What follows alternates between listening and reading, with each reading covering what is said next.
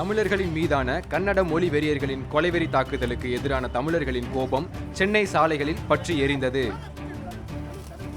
கர்நாடகத்தில் நடக்கும் வன்முறைகளுக்கு முதல்வர் சித்தராமையா ஆதரவளிப்பதாகவும் அதை பிரதமர் மோடி கைகட்டி வேடிக்கை பார்ப்பதாகவும் கோஷமிட்டும் அவர்களின் கொடும்பாவிகளை எரித்தும் தங்கள் எதிர்ப்பை வெளிப்படுத்தினர் தமிழ் தேசிய விடுதலை இயக்கத்தினர்.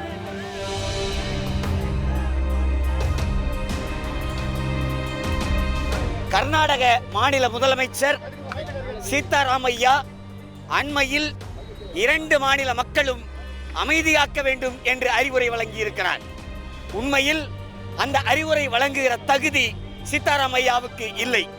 கடந்த சில நாட்களாக கர்நாடகத்தில் கன்னட தமிழர்கள் மீது நடத்தப்படுகிற தொடர்ச்சியான தாக்குதல்கள், முகநூலில் ஒருவர் பதிவிட்டதற்காகவே கன்னடர்கள் சூழ்ந்து அவரை ஈவு இரக்கமின்றி அடித்த கொடுமை, அந்த அடித்தவர்கள் மீது இதுவரைக்கும் கர்நாடக அரசு ஒரு வழக்கு கூட தொடுக்கவில்லை.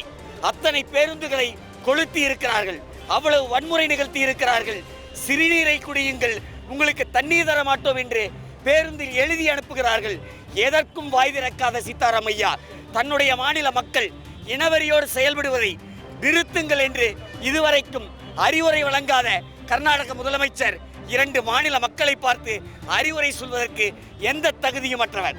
உண்மையில் கர்நாடக முதலமைச்சர் இந்திய அரசமைப்பு சட்டத்தை மதிக்கவில்லை, உச்சநீதிமன்றத்தின் தீர்ப்பை மதிக்கவில்லை, தொடர்ந்து இந்திய இறையாண்மைக்கு எதிராக அடாவடித்தனமாக செயல்பட்டுக் கொண்டிருக்கிறார்.